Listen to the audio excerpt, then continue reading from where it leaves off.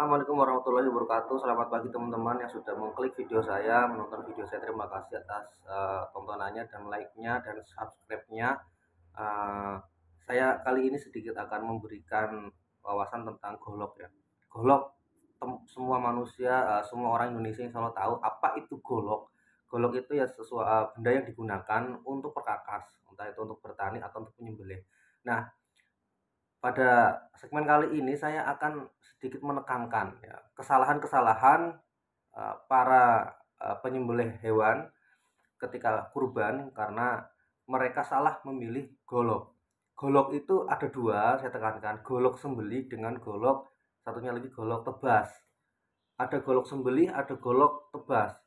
Dua-duanya ini bentuknya mirip persis sama, tergantung dari kreativitas makernya, tetapi mempunyai struktur dan proses pembuatan yang berbeda. Bahannya relatif sama, saya katakan bahan relatif sama. Kadang-kadang ya spare juga digunakan untuk menyembelih, kadang-kadang untuk tebas, tetapi dengan penempaan dan penyepuhan yang berbeda. Oke, sekarang yang pertama adalah golok tebas. Golok tebas itu mempunyai ciri-ciri seperti mempunyai badan yang tebal. Ya, ini badan tebal. Jadi kalau teman-teman beli golok kok badannya tebal, berarti ini golok untuk tebas. Harganya relatif dari mulai 100.000 sampai 350.000, macam-macam harganya ya. Jadi kalau untuk menyembelih jangan pakai golok tebas. Kenapa? Ketika nanti kita asah menggunakan batu sampai batu yang sangat halus sekalipun, dia ketajamannya kurang maksimal. Karena ketika diasah kita tidak mendapatkan sudut kemiringan yang kita harapkan, sedangkan golok sembelih itu mempunyai sudut kemiringan khusus. Nanti saya jelaskan. Oh ya, golok tebas itu ini mempunyai apa namanya, badan yang menggelembung di atas, menggelembung lalu di bawahnya baru dia mengerucut. Mengerucutnya pun tidak seperti V tapi seperti huruf U ya. Ya seperti huruf U. Jadi ini menunjukkan bahwa ini badannya gendut sebagai pondasi ketika untuk menebas, maka kuat ketika diterjang atau dibenturkan kepada media yang keras seperti kayu dan sebagainya. Namanya juga golok tebas. Berat dan kuat. Jangan sampai oh ini golok tebas, golok yang berat itu berarti cocok untuk menyembelih sapi. Ya menurut sampean, tapi salah. Golok yang untuk menyembelih itu golok yang ringan karena sistemnya tarikan atau dorongan. Sekali tarik sekali dorong harus biasanya harus putus ya. Lalu yang kedua itu adalah golok sembelih. Nah, ini golok sembelih. Satu tangan saja saya bisa memegangnya. Dua jari saja saya bisa memegang dengan kokoh. Ini menandakan bahwa golok ini golok sembelih. Panjangnya relatif lah, 25 cm sampai 35 cm. Ya, nggak terlalu berpengaruh ya. Untuk golok sembelih itu, ciri-cirinya apa? Yang paling jelas adalah bentuknya tipis, badannya tipis ya. Tipis saya bedakan. Ya. Ini bentuknya sama ya, teman-teman. Bentuknya sama, modelnya sama. Beda ya, tipis. Yang sembelih itu paling cuman 2 atau 3 mili ya. Lalu untuk yang tebas ini 6 mili kurang lebihnya ya. Dan kalau golok sembelih itu orang mengatakan itu flat ya. Flat itu datar, artinya dari dari dari sini ke sini itu relatif relatif ya, nggak harus banget, relatif datar, tidak menggelembung di tengah. Ini menandakan bahwa golok ini memang digunakan untuk menyembelih. Karena kenapa kok dibikin tipis? Karena dalam mengasahnya itu kita mengharapkan sudut yang betul-betul kecil. Kalau gendut nggak bisa kita mengasahnya kecil, kita mengasahnya harus harus begini teman-teman. Ini tangan saya batu asah katakanlah. Nah, ini tangan saya batu asah. Jadi saya harus kalau golok sembelih harus miring begini, ya, hampir tiduran. Karena kita menginginkan sudut yang begitu runcing. Tapi kalau golok tebas tidak perlu, cukup segini saja ya, segini atau seginilah paling tidak itu sudah bisa menghasilkan golok yang cukup untuk berkebun.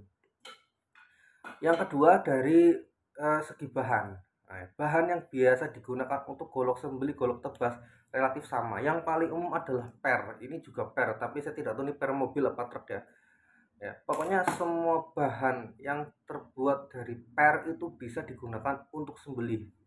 Ya, tergantung bentuk bilahnya, tipis enggak. Kalau bentuknya tipis bisa. Jangan ada yang mengatakan wah golok bahan dari per untuk sembelih kurang bagus. Salah, tergantung cara mengatakan seperti itu hanya karena ingin menjual produknya yang terbuat dari bahan bukan per gitu ya. Bahan terbuat dari per itu bahannya bisa untuk sembelih dan itu sangat tajam. Saya ada bagaimana sih penyepuhannya? Penyepuhan untuk golok tebas biasanya itu penyepuhannya tua. Penyepuhan itu apa? Oke, penyepuhan itu adalah proses pengerasan baja dengan cara dipanaskan sampai titik panas tertentu, lalu didinginkan secara tiba-tiba untuk menghasilkan tingkat kekerasan yang diinginkan oleh pembuatnya. Kalau untuk golok tebas itu tua, sepuhannya tua. Maksudnya gini, dibakar sampai betul-betul merah, sampai betul-betul panas sekali, ya dibakar lagi. Jadi setelah ditempa membentuk sebuah golok, baru dibakar lagi gitu ya. Jadi sudah ditempa, sudah dibentuk, dibakar lagi finishingnya. Setelah dibakar sampai ini merah, merahnya merah tua biasanya, lalu dicelupkan kepada media, bisa oli, bisa air garam, bisa apa namanya minyak, macam-macam ya, macam-macam. Uh, saya nggak tahu apakah perbedaannya, saya kurang tahu karena saya bukan maker ya. Tapi yang jelas itu adalah proses sepuhan dan nanti menghasilkan mata bilah yang kuat.